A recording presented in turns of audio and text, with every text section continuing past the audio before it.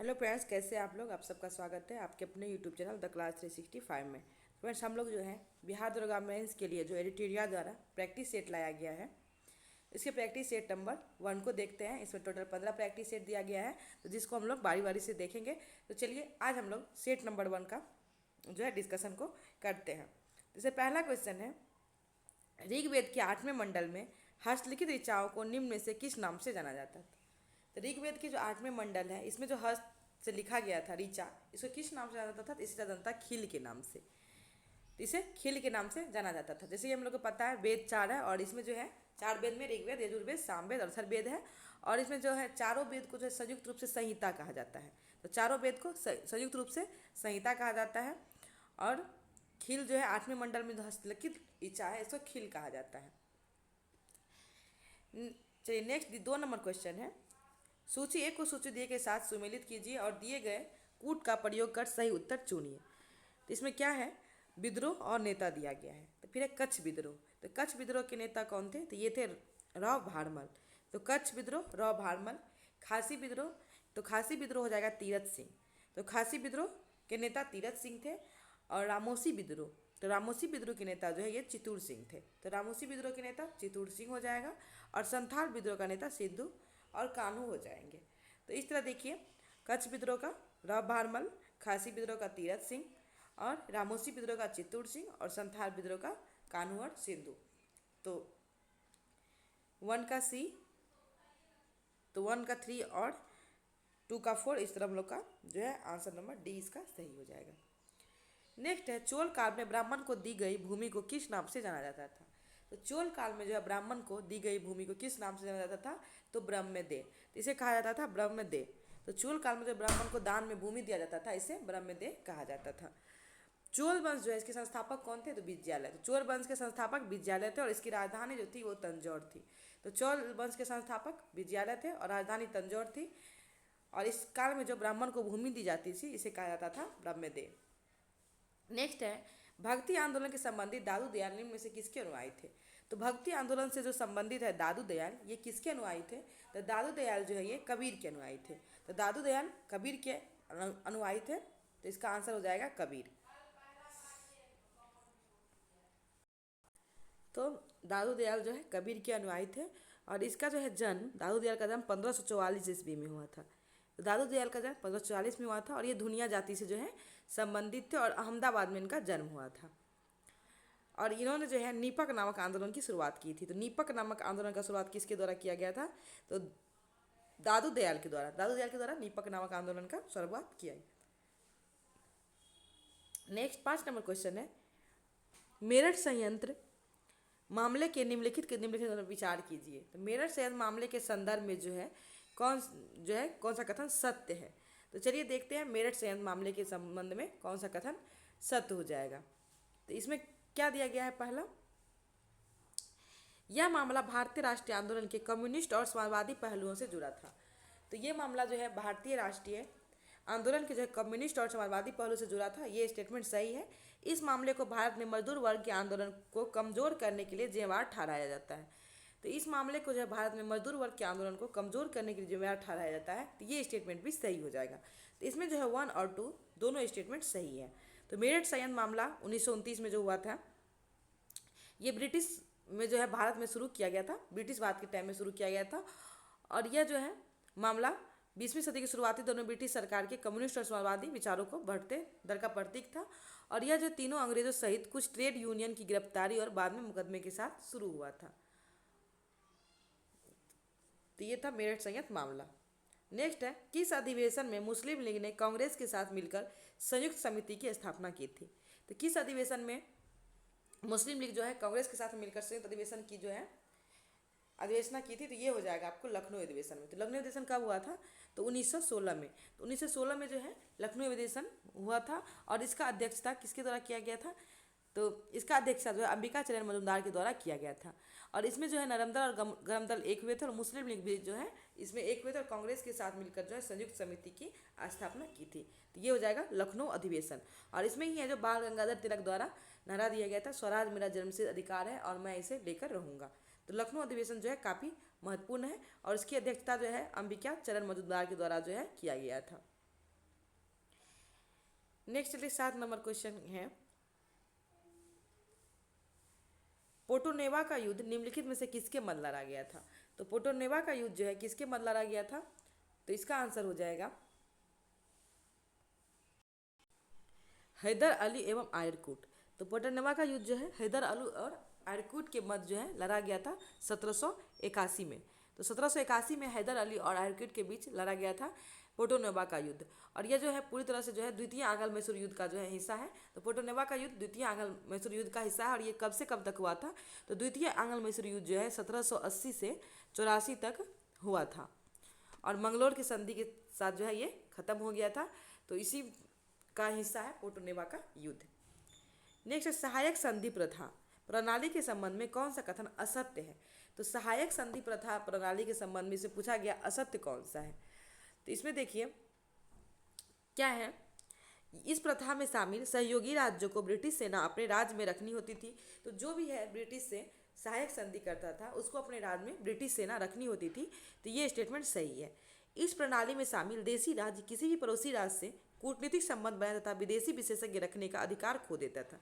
तो ये स्टेटमेंट भी सही है। इस प्रणाली में जो शामिल हो जाता था ये किसी पड़ोसी देश के राज्य से जो है कूटनीतिक संबंध जो है ब्रिटिश के पूछे बिना नहीं रख सकता था, और ये अपना अधिकार खो देता था। ये स्टेटमेंट भी सही है। सहायक संधि प्रथा में सुरक्षा प्राप्त राज्य की सेनाएं भंग कर दी जा गई। तो ये भी सही है। सहायक संधि प्रथा में जो है सुरक्षा प्राप्त राज्य की सेना को भंग कर दी गई, ये सही है। मैसूर के टीपू सुल्तान ने सहायक संधि के तहत सेना खर्च के लिए अपने राज्य का एक भाग कंपनी को दे दिया। तो ये स्टेटमेंट यहाँ पे गलत हो जाएगा। जो मैसूर के टीपू सुल्तान सहायक संधि के तहत खर्च एक भाग कंपनी को दे दिया, तो ये गलत है। पूछा गया कौन सा सत्य है, तो ऑप्शन नंबर डी जो इसमें सही हो जाएगा। इसमें जो है टीपू सुल्तान द्वारा ऐसा कुछ नहीं किया गया था, तो ये स्टेटमेंट गलत हो जाएगा। नेक्स्ट है, पटना में रामकृष्ण सोसाइटी की स्थापना किसने किया था। तो पटना में रामकृष्ण सोसाइटी की स्थापना किसके द्वारा किया गया था, तो ये किया गया था बाबा ठाकुर दास द्वारा। तो बाबा ठाकुर दास द्वारा जो है पटना में रामकृष्ण सोसाइटी की स्थापना की गई थी। तो बाबा ठाकुर दास द्वारा पटना में रामकृष्ण सोसाइटी की स्थापना की गई थी।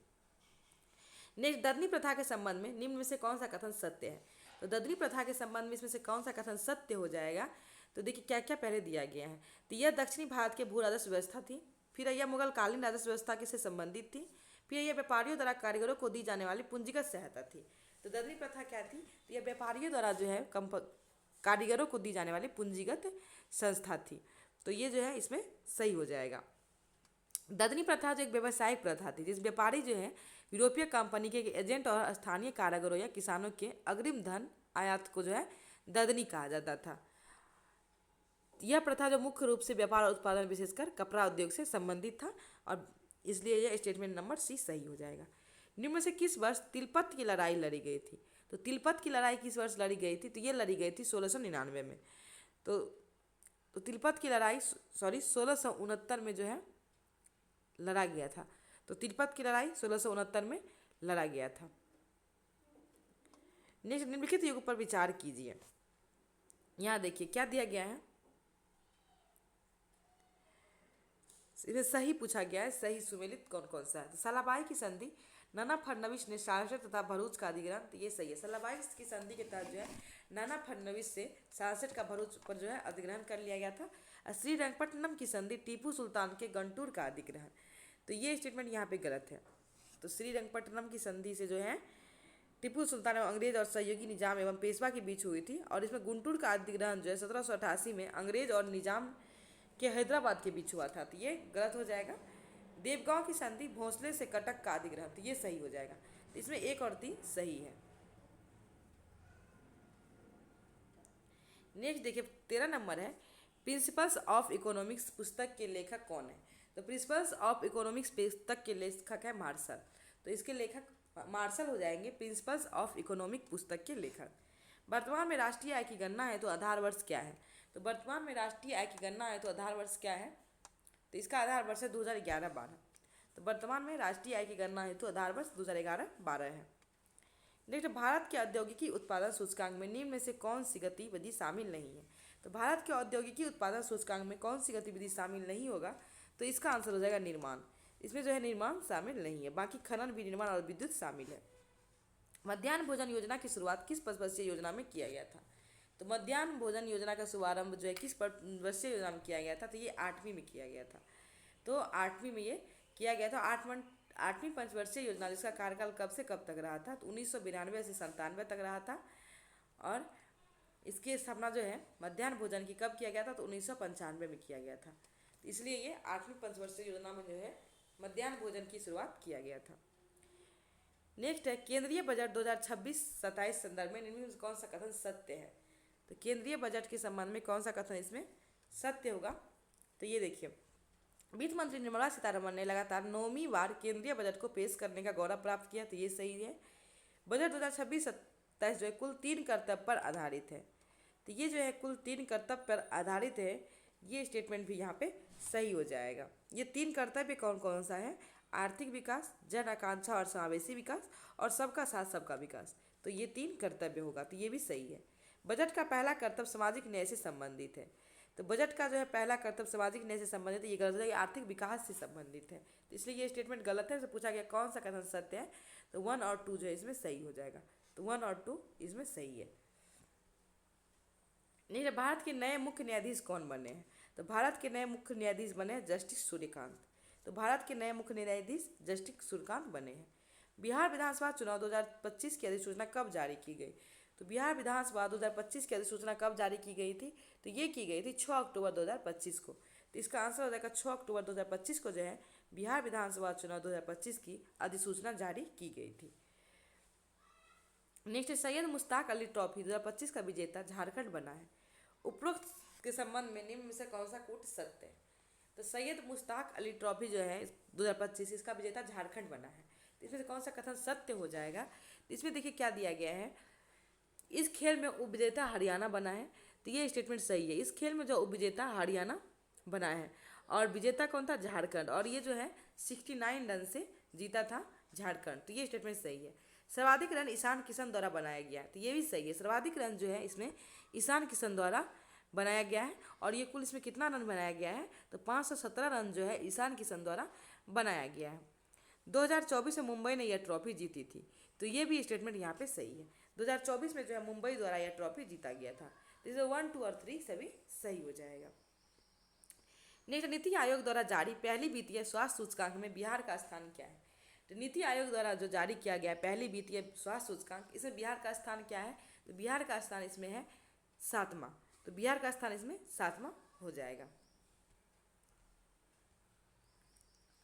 नेक्स्ट देखिए 22 नंबर क्वेश्चन है, जलवायु परिवर्तन प्रदर्शन सूचकांक किस संस्थान द्वारा जारी किया जाता है, तो जलवायु परिवर्तन प्रदर्शन सूचकांक जो है किस संस्थान द्वारा जारी किया जाता है, तो ये जारी किया जाता है जर्मन वाच द्वारा, तो जर्मन वाच द्वारा जो है जलवायु परिवर्तन प्रदर्शन सूचकांक जारी किया जाता है, तो जलवायु परिवर्तन प्रदर्शन सूचकांक जर्मन वाच द्वारा जारी किया जाता है। नेक्स्ट है पशु पुरस्कार 2026 के संबंध में पद्म पुरस्कार 2026 के संबंध में कौन सा कथन सत्य है, ये पद्म पुरस्कार 2026 के संबंध में पूछा गया है, तो इसमें देखिए क्या है, अलका याग्निक को पद्म भूषण पुरस्कार दिया गया है, फिर है रोहित शर्मा को पद्मश्री दिया गया है, इसके बाद है 2026 में कुल 13 व्यक्तियों को पद्म भूषण दिया गया था, तो 2026 में कुल 13 व्यक्तियों को पद्म भूषण दिया गया था, तो क्या ये स्टेटमेंट सही है, तो ये स्टेटमेंट भी सही है। 2026 में कुल 11 व्यक्तियों को पद्मश्री पुरस्कार दिया गया है, तो इसमें जो है पूछा गया है कौन सा स्टेटमेंट सही है, तो 1, 2 और 3 इसमें सही हो जाएगा, 1, 2 और 3 सही है। 4 नंबर स्टेटमेंट जो है ये यहाँ पे गलत हो जाएगा। 2026 में जो है 131 व्यक्ति को जो है पद्म पुरस्कार दिया गया है, और जिसमें जो है 13 व्यक्ति को जो है पद्मश्री दिया गया है, तो इसलिए ये स्टेटमेंट गलत हो जाएगा 4 नंबर। नेक्स्ट, निम्नलिखित में से किस योजना का संबंध बिहार से नहीं है, तो मुख्यमंत्री प्रतिज्ञा योजना, तो ये बिहार से संबंधित है। मिशन दक्ष, ये भी बिहार से संबंधित है। मुख्यमंत्री गुरु शिष्य परंपरा योजना, तो ये जो है बिहार से संबंधित है। और गृह आधार योजना, तो ये जो है ये बिहार से संबंधित नहीं है। तो गृह आधार योजना जो ये गोवा से संबंधित है, तो गृह आधार योजना गोवा से संबंधित है, तो इसमें हो जाएगा गृह आधार योजना जो ये बिहार से संबंधित नहीं है, ये गोवा से संबंधित है। नेक्स्ट है शांति के क्षेत्र में नोबेल पुरस्कार 2025 किसे सम्मानित किया गया है, तो शांति के क्षेत्र में जो नोबेल पुरस्कार 2025 किसे दिया गया है, तो माहिया कोरिना मचाडो को, तो माहिया कोरिना मचाडो को जो है 2025 में शांति का पुरस्कार दिया गया है। नेक्स्ट है आईसीसी महिला क्रिकेटर विश्व कप 2025 का खिताब भारत ने किस देश को हराकर जीता है। तो आईसीसी महिला क्रिकेटर विश्व कप 2025 का खिताब जो है भारत किस देश को हराकर जीता है। तो ये भारत द्वारा जो है दक्षिण अफ्रीका को हरा के जीता गया है। तो आईसीसी महिला क्रिकेटर विश्व कप 2025 का खिताब भारत द्वारा जो है दक्षिण अफ्रीका को हराकर जीता गया है और ये दक्षिण अफ्रीका को जो है 52 रनों से हराया गया है भारत जो है वुमेन टीम द्वारा। तो इसमें जो है इसका तरफ से जो महिला टीम की तरफ से जो कप्तान थी ये थी हरमनप्रीत कौर। तो हरमनप्रीत कौर द्वारा जो है इसका कप्तानी किया गया था और 52 रनों से महिला टीम जो है इसको हराकर दक्षिण अफ्रीका को आईसीसी महिला क्रिकेट विश्व कप जो है जीत लिया है। और इसमें जो है फाइनल मैच में जो प्लेयर ऑफ द मैच का खिताब शेफाली वर्मा को मिला है। तो प्लेयर ऑफ द मैच का खिताब जो इसमें शेफाली वर्मा को, और सीरीज में सर्वाधिक विकेट दीप्ति शर्मा ने 28 विकेट लिया है। तो दीप्ति शर्मा द्वारा इसमें 28 विकेट लिया गया है। नेक्स्ट है यूनेस्को की अमूर्त सांस्कृतिक विरासत सूची में किसे दिसंबर 2025 में शामिल किया गया है। तो यूनेस्को के अमूर्त सांस्कृतिक विरासत सूची में जो दिसंबर 2025 में शामिल किया गया है तो दीपावली को किया गया है। तो किसे शामिल किया गया है तो दीपावली को। नेक्स्ट है अत्यंत शब्द में कौन सा क्रिया विशेषण है। तो अत्यंत शब्द में जो कौन सा क्रिया विशेषण हो जाएगा तो ये हो जाएगा परिणामवाचक। तो अत्यंत शब्द जो है इसमें परिणामवाचक क्रिया विशेषण है। नेक्स्ट निम्नलिखित में से कौन सा शब्द बहुब्रीहि समास का उदाहरण है। तो इस बहुब्रीहि समास का उदाहरण कौन सा हो जाएगा। तो देखिए बहुब्रीहि समास क्या होता है, जिस समास में पहले या बाद का कोई पद प्रधान नहीं होता है। तो कोई पद जिसे प्रधान नहीं होता है वो होता है बहुब्रीहि समास। तो हंसमुख, तो इसमें जो है हंसना है, मुख से दोनों पद प्रधान है। हथकड़ी में भी दोनों पद प्रधान है। यथाकर जैसे सूल पानी जिसमें कोई भी पद जो है प्रधान नहीं है, तो इसलिए सूल पानी जो ये बहुब्रीहि समास हो जाएगा। नेक्स्ट जूतम पैजार मुहावरे का अर्थ क्या होगा। तो जूतम पैजार मुहावरे का अर्थ क्या हो जाएगा तो लड़ाई झगड़ा होना। तो जूतम पैजार मुहावरे का अर्थ लड़ाई झगड़ा होना हो जाएगा। नेक्स्ट कपड़ा शब्द किस श्रेणी का शब्द है। तो कपड़ा शब्द जो है किस श्रेणी का शब्द है तद्भव। तो कपड़ा शब्द तद्भव श्रेणी का शब्द है। नेक्स्ट निम्न में से कौन सी योग रूट शब्द का उदाहरण है। तो योग रूट शब्द का उदाहरण कौन सा हो जाएगा तो पीताम्बर जो है ये योग रूट शब्द का उदाहरण हो जाएगा। चलिए आगे है। नेक्स्ट दिया गया है एफ्रॉन्ट शब्द का समानार्थी शब्द किस निम्न में से कौन सा हो जाएगा। इसका समानार्थी शब्द कौन सा हो जाएगा तो इसका देखिए प्रोवोक और एरिवेरेंस। तो इसमें जो है दोनों हो जाएगा एफ्रॉन्ट शब्द का समानार्थी। नेक्स्ट निम्नलिखित में से कौन सा कथन सत्य या असत्य है। यहाँ देखिए एमएस वर्ड में सभी प्रोग्राम में राइट अलाइनमेंट हो सकता है। एमएस वर्ड में सभी प्रोग्राम में एक ही हैंकिंग पोजीशन नहीं हो सकती है। पूछा गया कौन सा कथन सत्य या असत्य है। तो इसमें देखिए एक जो है इसमें सत्य और दो असत्य है। एमएस वर्ड में जो सभी पैराग्राफ में राइट अलाइनमेंट हो सकता है ये सही होगा, और एमएस वर्ड में सभी पैराग्राफ में एक ही हैंकिंग पोजीशन नहीं हो सकता है तो ये कथन जो असत्य है। तो इसमें एक सत्य और दो असत्य है। नेक्स्ट देखिए चेंज है एक्टिव पैसिव में the doctor had examined him change into passive voice. इसको चेंज करना है तो इसका क्या आंसर हो जाएगा तो इसका आंसर हो जाएगा आपका ही हैड बीन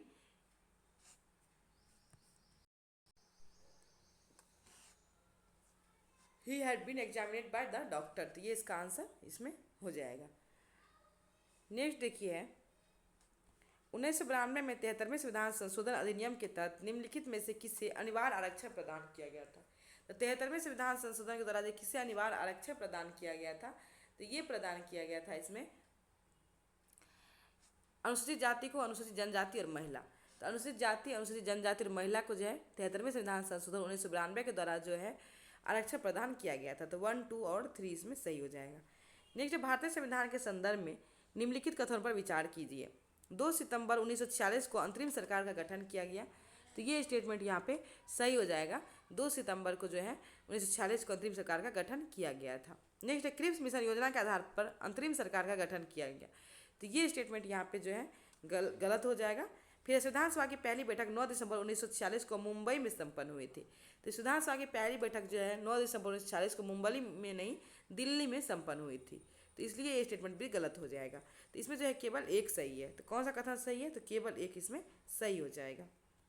नेक्स्ट है भारत का 103वां संविधान संशोधन अधिनियम निम्न में से किससे संबंधित है? तो 103वां संविधान संशोधन अधिनियम जो है किससे संबंधित है? तो ये संबंधित हो जाएगा आर्थिक रूप से कमजोर वर्ग के लिए आरक्षण। तो आर्थिक रूप से कमजोर वर्ग के लिए आरक्षण से संबंधित है 103वां संविधान संशोधन।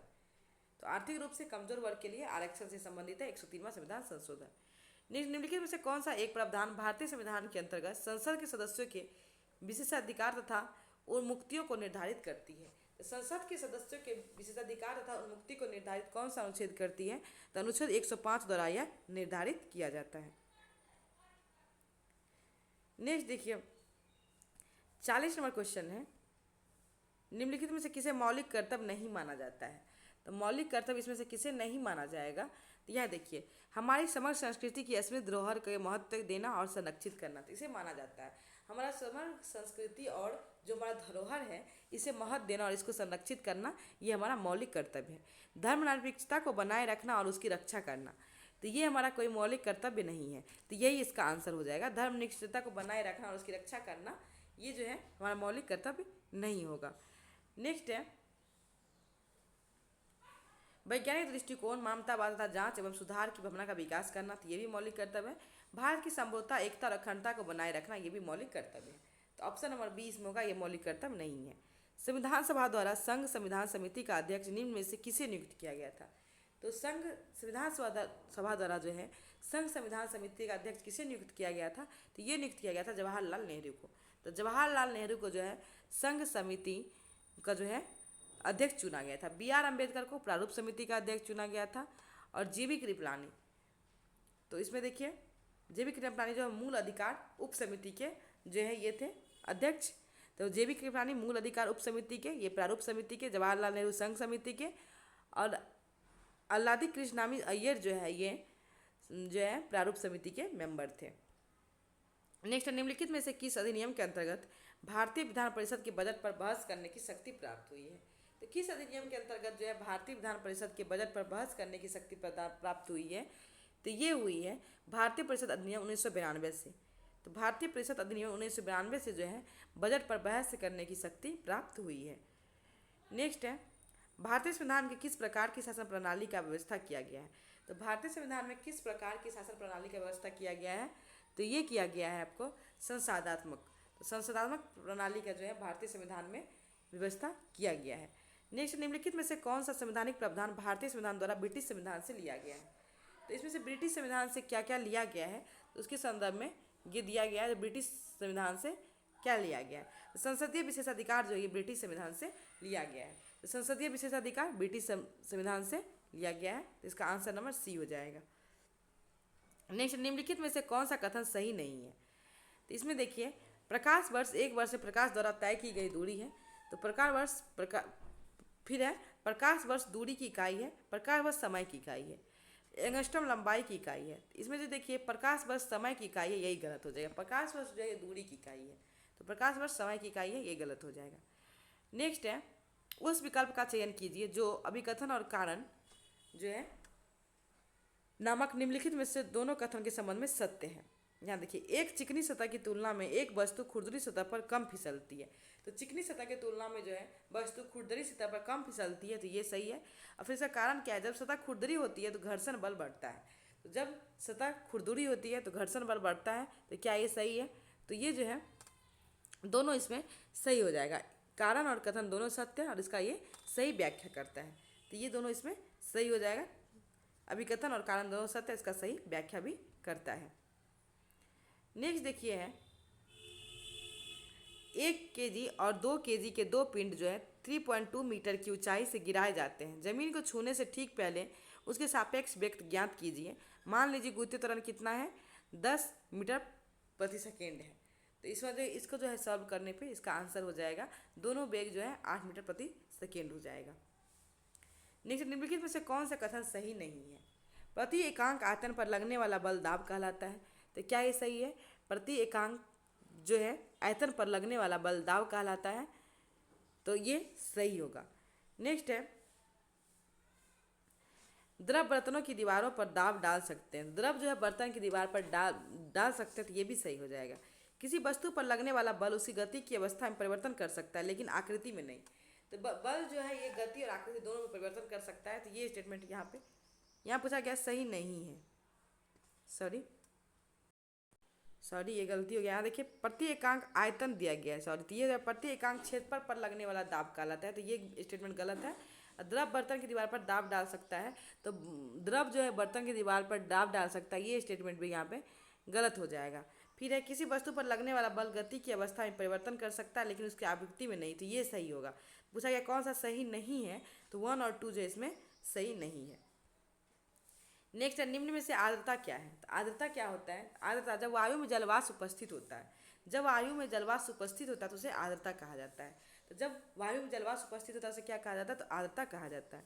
जब खमीर शर्करा को किण्वित करता है तो ब्रेड में खमीरीकरण प्रभाव मुख्य रूप से किस गैस के कारण होता है? तो ब्रेड में जो है खमीरीकरण प्रभाव किस कारण से होता है? तो ये होता है कार्बन डाइऑक्साइड के कारण। तो कार्बन डाइऑक्साइड के कारण जो है खमीरीकरण प्रभाव होता है। नेक्स्ट, निम्नलिखित में से कौन सा कथन सही है? हवा की अधिक मात्रा में दहन पर लिथियम मुख्यतः ऑक्साइड बनाता है। तो हवा की अत्यधिक मात्रा पर दहन पर लिथियम ऑक्साइड बनाता है, तो क्या ये स्टेटमेंट सही है? तो ये सही हो जाएगा। क्षार धातु के सभी हेलाइड उच्च गलनीय रंगहीन क्रिस्टलीय तरल पदार्थ होते हैं, तो ये यहाँ पे गलत है, इसमें केवल एक जो है सही होगा। नेक्स्ट है H2SO7 H2S2O7 में S की ऑक्सीकरण संख्या की गणना कीजिए।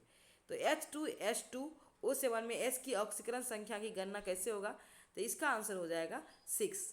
तो इसमें जो है 6 इसका आंसर हो जाएगा, इसको सॉल्व कर लीजिएगा। नेक्स्ट है नीचे 2 रासायनिक समीकरण दिए गए हैं, दोनों में स्थितियां में कॉपर अपने यौगिक के रूप में पृथक हो रहा है।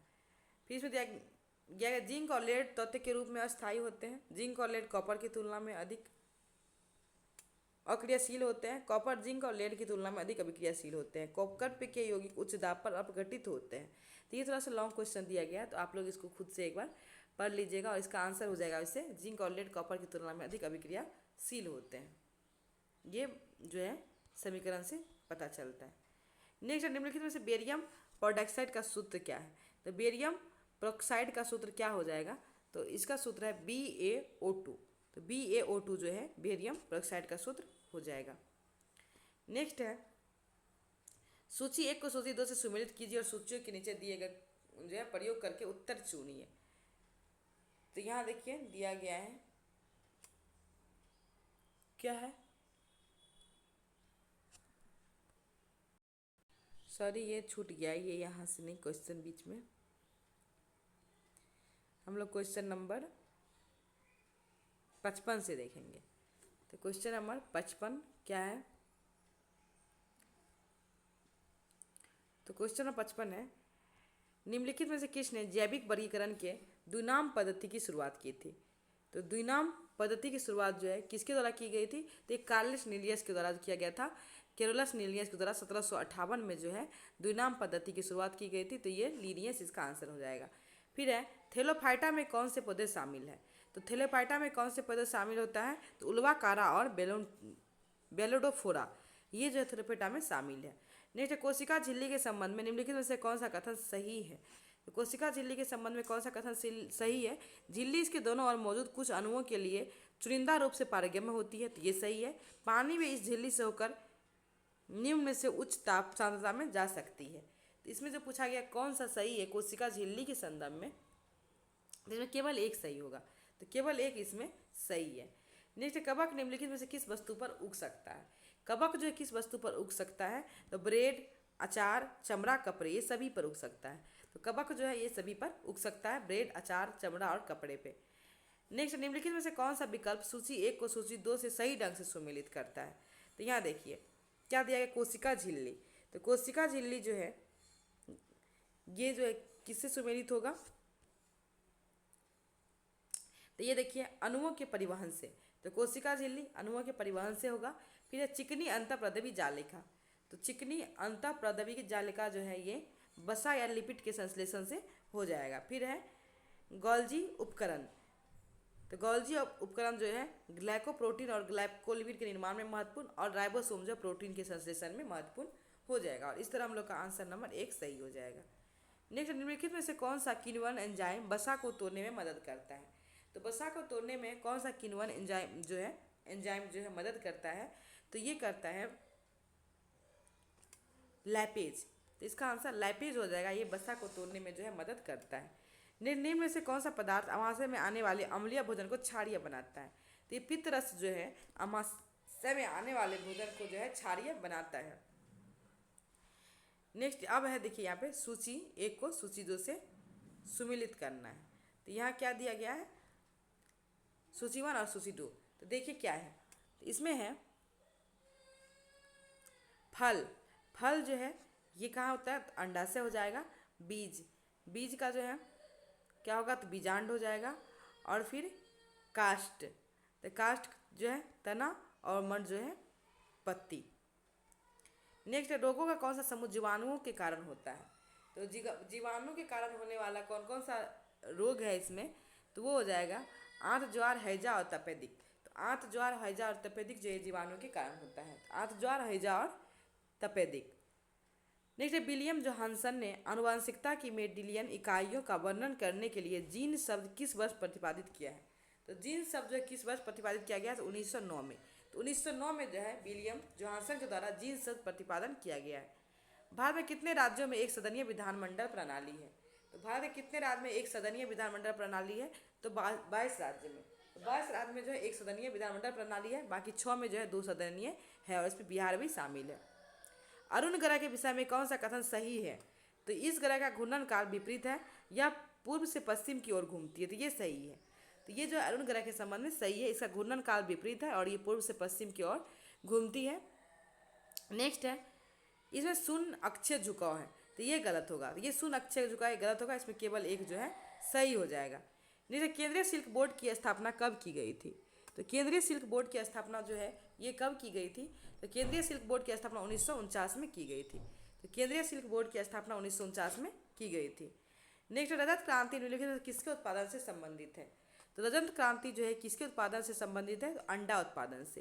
तो अंडा उत्पादन से संबंधित है रजत क्रांति। उर्वरक उत्पादन किससे संबंधित है? भूरी क्रांति से संबंधित है। और मसाला उत्पादन जो है बादामी क्रांति से। और बायोडीजल उत्पादन जो है कृष्ण क्रांति से संबंधित है।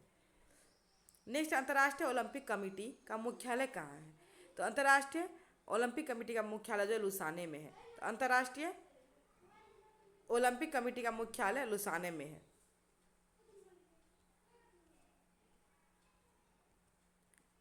नेक्स्ट है भूपटल और प्रतिशत। तो कौन सा तत्व जो है कितना प्रतिशत है भूपटल पे, इससे संबंधित ये हो जाएगा।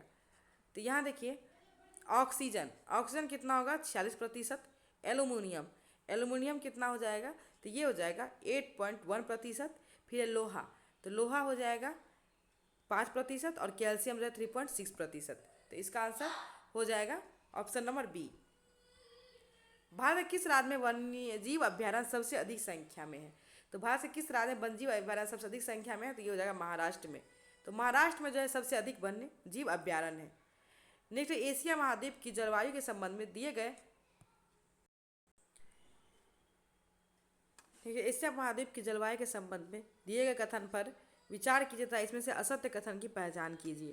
तो एशिया की जलवायु को पूर्व से पश्चिम में फैले पर्वतीय अवरोध तथा यूरोप के साथ खुली सीमा मुख्य रूप से प्रभावित करती है। तो क्या ये स्टेटमेंट सही है? तो ये स्टेटमेंट जो यहाँ पे सही हो जाएगा। नेक्स्ट, शीत ऋतु में एशिया के आंतरिक भाग का समान रूप से ठंडे हो जाते हैं। तो शीत ऋतु में एशिया का आंतरिक भाग ये ठंडे हो जाते हैं। तो ये जो है ये गलत हो जाएगा। तो यही इसमें सही है, ये गलत है। नेक्स्ट है, जल क्रांति अभियान के अंतर्गत प्रदूषण को कम करने के लिए कौन सी प्रमुख कार्य किए जाते हैं? तो जल क्रांति अभियान के अंतर्गत प्रदूषण को कम करने के लिए जल संरक्षण और कृत्रिम पुनर्भरण, भूमिगत जल प्रदूषण को कम करना, देश के चयनित क्षेत्रों में आर्सेनिक मुक्त कुओं का निर्माण करना। तो इसमें से कौन कौन से काम में किए जाते हैं? तो 1, 2, 3 इसमें सभी हो जाएगा। तो इसका PDF आप लोग को टेलीग्राम ग्रुप पे दे देंगे, आप लोग वहाँ से इसको जो है पढ़ लीजिएगा। नेक्स्ट, निम्नलिखित में से कौन सा कथन असत्य है?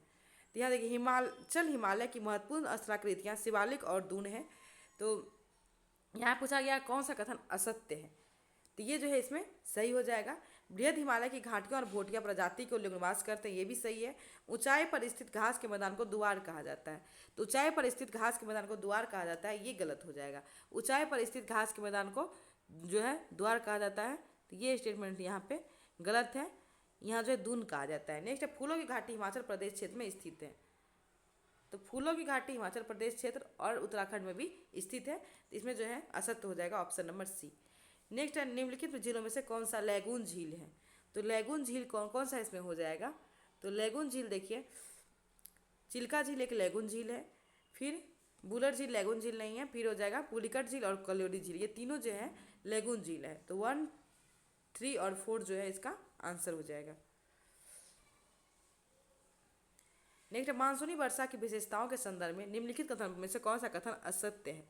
दक्षिण पश्चिम मानसून से प्राप्त होने वाली वर्षा मौसमी है, तो दक्षिण पश्चिम मानसून से प्राप्त होने वाली वर्षा मौसमी है। उसके बाद है मानसूनी वर्षा में मानसून विच्छेद चक्रवाती अपवादों का उत्पन्न होता है। भारत में मानसूनी वर्षा का स्थानिक वितरण प्रत्येक स्थान पर एक समान रहता है, तो ये स्टेटमेंट यहाँ पे गलत है, ये एक समान नहीं रहता है, तो यही यहाँ पे गलत हो जाएगा। नेक्स्ट है माउंट हेरियट अंडमान और निकोबार द्वीप समूह के किस क्षेत्र में अवस्थित है, तो माउंट हेरियट जो है कहाँ स्थित है, तो ये दक्षिणी अंडमान में स्थित है, तो माउंट हेरियट दक्षिणी अंडमान में स्थित है। सौरमंडल के वे दो ग्रह कौन से हैं जिनका परिक्रमण अन्य ग्रह की तुलना में विपरीत दिशा में होता है, तो शुक्र और यूरेनस ऐसा ग्रह है जिसका परिक्रमण जो है ये विपरीत दिशा में होता है, तो ये सूर्य से भी 2 और इधर लास्ट से भी 2 जो है शुक्र और यूरेनस, ये दोनों ग्रह जो है विपरीत दिशा में परिक्रमण करते हैं। नेक्स्ट निम्न में से कौन सी भौगोलिक दशाएं चाय की खेती के लिए अनुकूल है, तो चाय की खेती के लिए अनुकूल दशा कौन सा हो जाएगा, तो ये हो जाएगा पर्वतीय ढाल वाली भूमि, फिर है अम्लीय मिट्टी, सुवितरित वर्षा और गर्म एवं आर्द्र जलवायु, ये सभी जो है चाय की खेती के लिए उपयुक्त हो जाएगा। जैसे कोयला के संदर्भ में निम्नलिखित में से कौन सा कथन असत्य है, तो कोयला के संबंध में इसमें से कौन सा कथन असत्य हो जाएगा, तो धातु शोधन के लिए गोंडवाना युग के कोयले का प्रयोग किया जाता है, तो ये सही है। गोंडवाना युग के कोयले में निक्षेप दामोदर घाटी में पाया जाता है, तो ये भी सही है। तो गोंडवाना युग के कोयले का निक्षेप जो है दामोदर घाटी में पाया जाता है। टर्सरी युग का कोयला का निक्षेप उत्तर पश्चिम भारत में पाया जाता है, तो ये स्टेटमेंट यहाँ पे गलत हो जाएगा। कोयले का निर्माण पादप पदार्थों के लाखों वर्ष तक संपीड़न से हुआ है, तो ये भी सही हो सकता है, तो ये इसमें गलत हो जाएगा। टर्सरी युग के कोयला का निक्षेप जो है उत्तर पूर्वी राज्य जो है यहाँ पाया जाता है, कि ना कि उत्तर पश्चिम में, ये जो है मेघालय असम के क्षेत्र में, अरुणाचल प्रदेश नागालैंड में पाया जाता है। नेक्स्ट निम्नलिखित से कौन सी विशेषताएं आग्नेय चट्टान के संदर्भ में सही नहीं है, तो आग्नेय चट्टान स्थूल पर्वत रहित कठोर सघन व जीवाश्म रहित होता है, तो क्या ये सही है, तो ये आग्नेय चट्टान के संबंध में सही होगा। सिलिका की मात्रा कम होने पर आग्नेय चट्टान का रंग गहरा तथा अधिक होने पर हल्का होता है, तो ये भी जो है यहाँ पे सही हो जाएगा। फिर है कम सिलिका की मात्रा वाली आग्नेय चट्टान अम्लीय होती है, तो यही गलत है। कम सिलिका की मात्रा वाली आग्नेय चट्टान अम्लीय होती है, ये सही नहीं होगा, ये जो है क्षारीय होती है। इस चट्टानें प्राय रवेदार होती है, तो ये सही है। कम सिलिका की मात्रा वाली आग्नेय चट्टान जो होती है क्षारीय होती है, और अधिक सिलिका की मात्रा वाली जो है आग्नेय अम्लीय होती है। नेक्स्ट देखिए है लौह इस्पात उद्योग केंद्र और देश, तो यहाँ देखिए कौन सा लौह इस्पात केंद्र जो है किस देश में है, ये जो है यहाँ पे मिलान करना है। तो क्रीवरी जो है ये ब्रिटेन का है।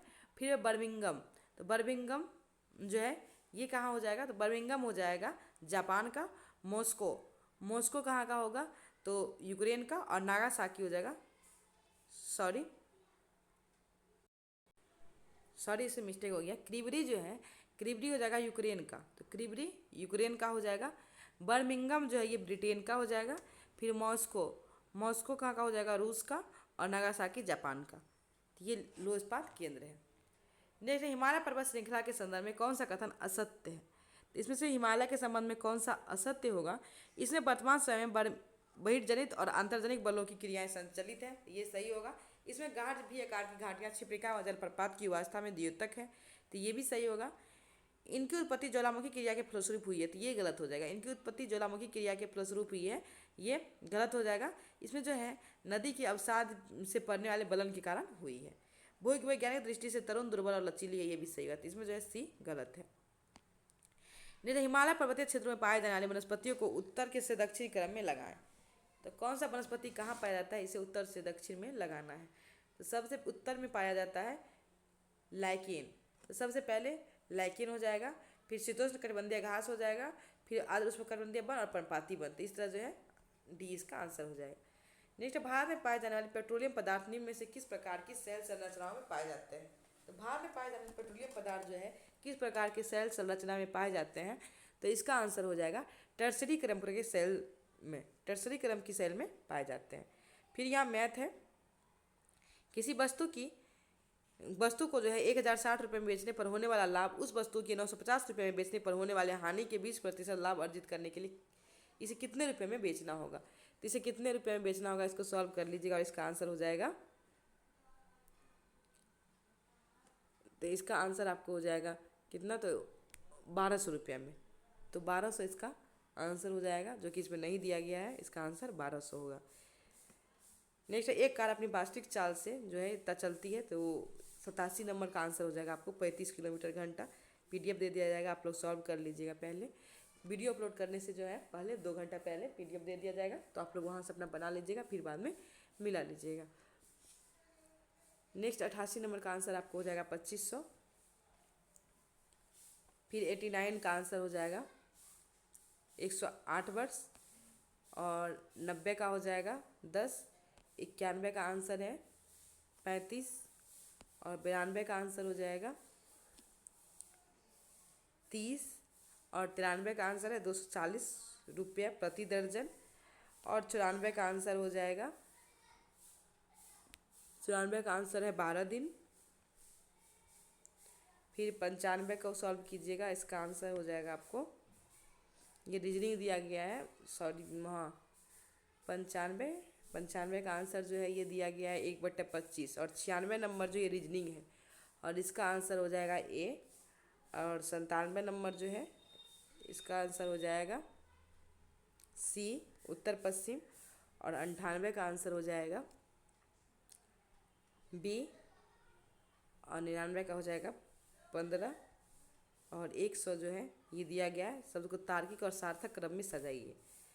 इसमें देखिए क्या होगा, तो सबसे पहले होगा राष्ट्रपति, फिर राष्ट्रपति के बाद हो जाएगा यहाँ पे उपराष्ट्रपति, फिर उपराष्ट्रपति के बाद होगा 4 में प्रधानमंत्री, और फिर प्रधानमंत्री के बाद हो जाएगा अध्यक्ष, और फिर हो जाएगा सांसद। तो इस तरह इसका आंसर जो है 21435 हो जाएगा। तो इसी तरह हम लोग का 100 जो है क्वेश्चन हो गया। आप लोग को कैसा लगा वीडियो में जरूर बताइएगा, और इसका PDF आप लोगों को टेलीग्राम ग्रुप पे दे दिया जाएगा। टेलीग्राम ग्रुप से जो ना जुड़े हैं, वीडियो के डिस्क्रिप्शन में लिंक है, तो वहाँ से आप लोग जुड़ जाइएगा। Thank you so much.